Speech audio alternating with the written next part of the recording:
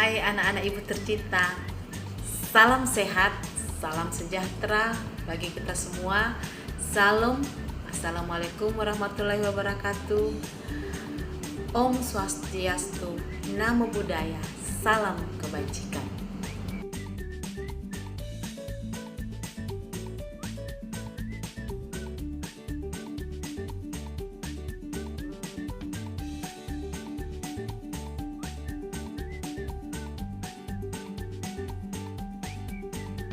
Kalau begitu, apa yang disebut dengan sifat koligatif larutan itu? Nah, sifat koligatif larutan itu adalah sifat larutan yang tergantung pada jumlah partikel zat terlarut dalam larutan, tetapi tidak tergantung pada jenis pelarutnya. Meliputi apa? Yaitu 1. Penurunan tekanan uap, kenaikan titik didih, penurunan titik beku, dan tekanan osmotik.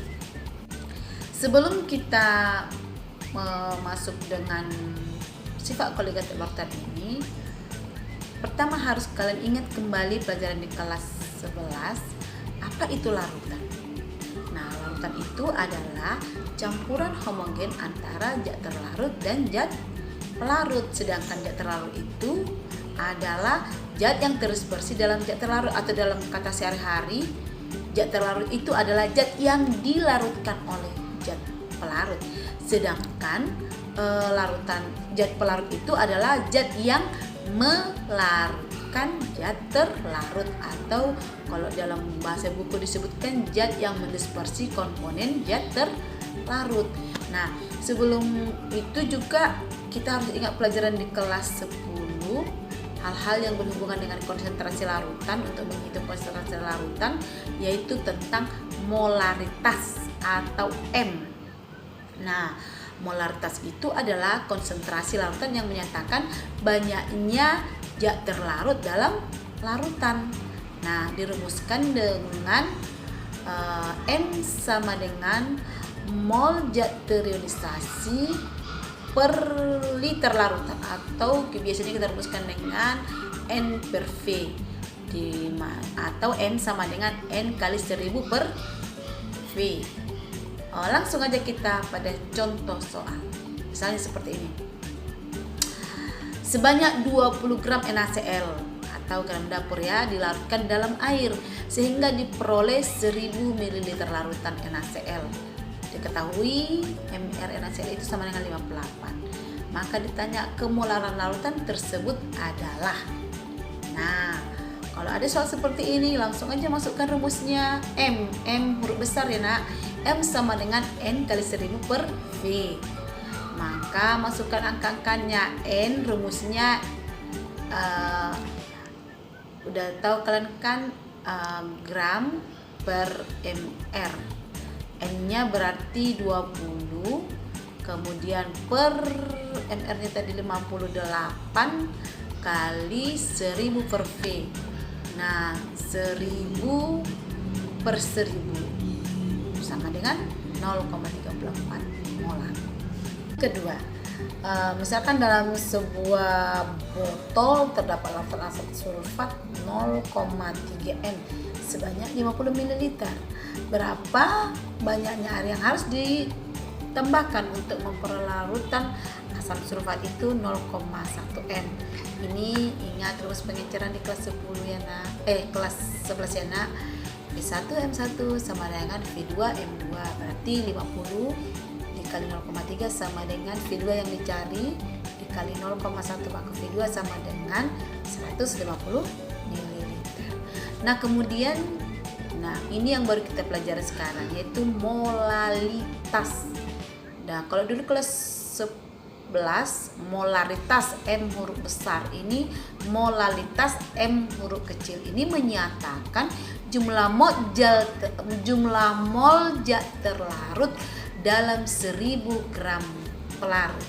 Nah, dapat kita rumuskan M kecil sama dengan gram per mr kali 1000 per V, di mana M molalitas, G sama dengan massa zat terlarut, P sama dengan massa zat pelarut, Mr sama dengan massa molekul relatif.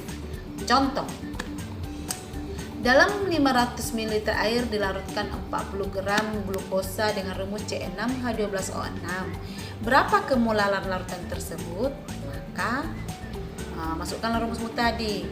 M sama dengan gram per mr kali 1000 per V. Nah, berarti pertama hitung dulu mr C6H12O6, yaitu 6 kali ARC tambah 12 kali atom ARH tambah 6 kali ARO, maka sama dengan 180. Maka masukkan dengan rumus sama dengan 40 per 180 kali 1000 per pelarutnya, yaitu 500 ml sama dengan 0,4. Fraksi mol. Fraksi mol atau kita singkat dengan X. Nah, menyatakan perbandingan antara mol komponen larutan dengan total komponen dalam larutan, di mana bisa kita rumuskan XA sama dengan Na dibagi Na tambah NB. Kemudian kalau ditanya XB sama dengan NB dibagi NB ditambah NA, atau di mana XA tambah NB itu harus sama dengan 1. Nah, Na-nya itu adalah mol zat terlarut, NB adalah mol zat pelarut, Na tambah NB adalah mol larutan. Kita masuk contoh soal.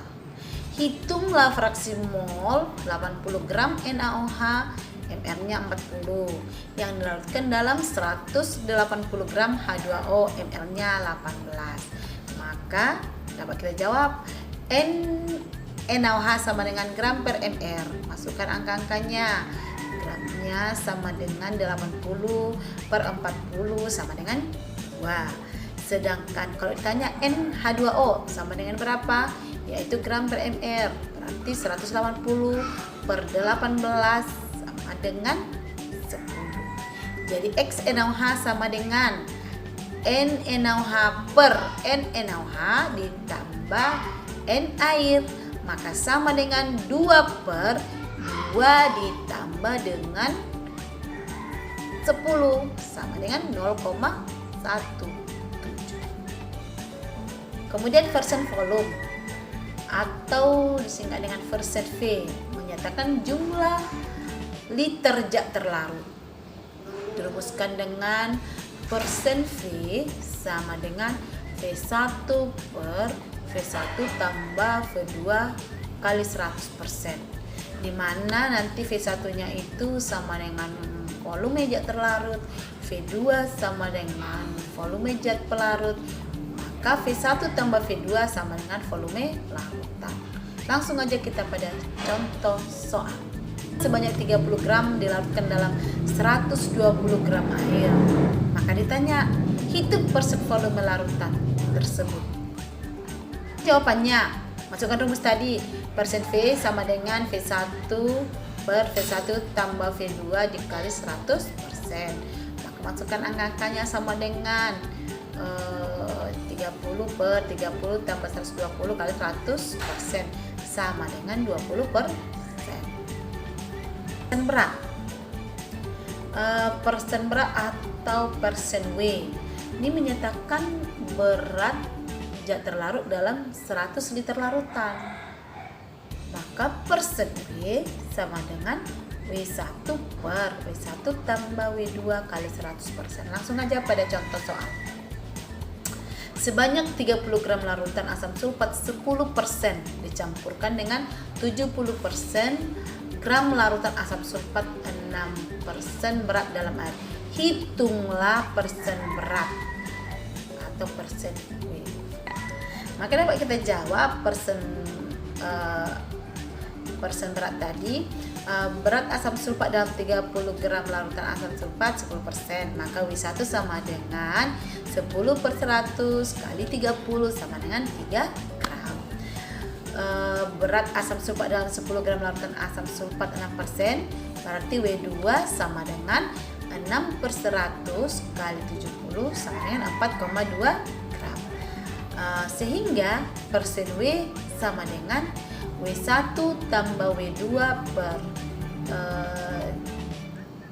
30 tambah 70 kali 100%, sehingga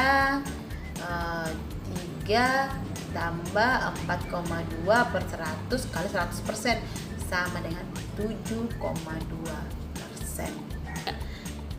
Normalitas itu atau N ini menunjukkan ekuivalen zat terlarut dalam 1 liter larutan, atau dirumuskan dengan N sama dengan EK ekuivalen per V atau volume. Maka N sama dengan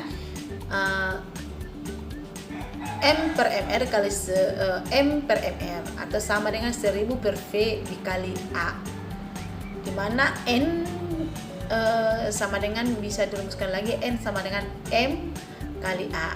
N-nya itu adalah normalitas larutan, EK-nya itu sama dengan ekuivalen zat terlarut, V-nya sama dengan volume larutan, M sama dengan massa zat terlarut, M sama dengan molaritas, A sama dengan banyaknya ion dalam larutan atau valensi.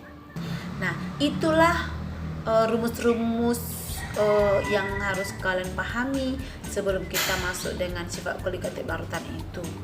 Maka karena sudah Ibu berikan contoh-contoh soal, nah Ibu kasih dulu PR. Yang pertama, berapakah kemolaran larutan yang dibuat dengan mencampurkan 3 gram urea dengan 200 gram air? Nomor 2, berapa kemolaran larutan glukosa yang mengandung 12% massa glukosa? Diketahui MR-nya sama dengan 180. Jadi minggu depan saya tagih PR-nya. Nah, selamat bekerja.